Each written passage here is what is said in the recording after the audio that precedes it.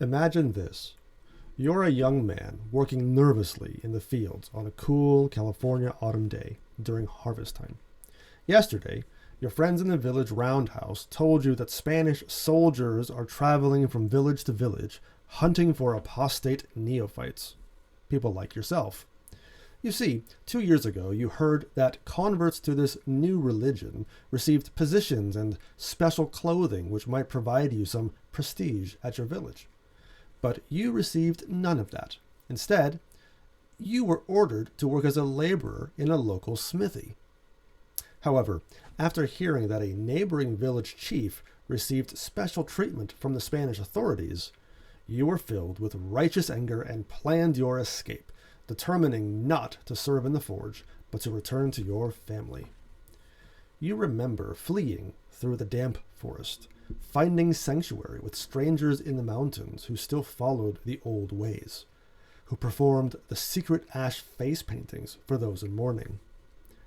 The last 2 years have been a dizzying collection of cold nights, new faces, and realizing friends and family were no longer friends and family, as they were beginning to prefer the modern lifestyle and technologies of the mission, rather than the traditional ways of their mothers and grandmothers. Are you able to escape the soldiers hunting you? Or will you become a prisoner of the Presidio to wilt away until you die of shame? Perhaps you will encounter the kind Jesuit who baptized you all those years ago, and maybe he will take pity on you and help you escape to the shadows of Dog Mountain. The concept I am describing is a new way of telling history, using interactive fiction to tell stories that immerse learners and teach them through experiential and spatial history. The free software program Twine allows creators to form branching narratives and choice-based stories using both text and images. The idea is quite simple: to take the above story and integrate it into a museum exhibit or an app for your phone, an experience that would not only teach history through showing rather than telling, but also help to teach the realities of 18th century Alta California, the intermingling of two very different cultures, the struggles of people under the constant shadow of colonization, the redemption of values through Christianization, and the compromise normal Indians had to make in keeping their practices alive in a rapidly changing world.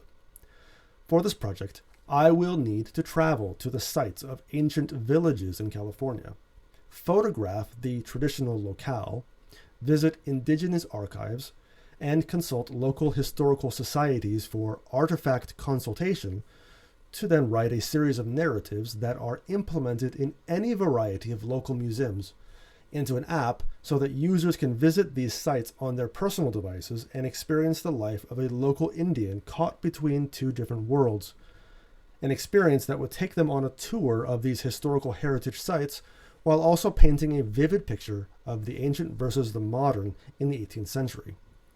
Richard White, in his description of his spatial history lab at Stanford University, describes the ideas of Henri Lefebvre on the concept of space, that it is something people produce over time, that it is represented by the documents of architects and city planners, and that it is lived and experienced through symbolic associations. White further states that historical space is produced through movement and exchanged goods. The concept for this project is to develop a framework for understanding the indigenous pathways of 18th century California through historical space, with the application of storytelling and narrative elements to help sculpt a reality that most people have never contemplated before. The project would include several different historical sites, which have already been developed, such as the missions of Northern California, and archaeological excavated villages in the Bay Area, which are already open for visitors. I hope you are as excited about this project as I am.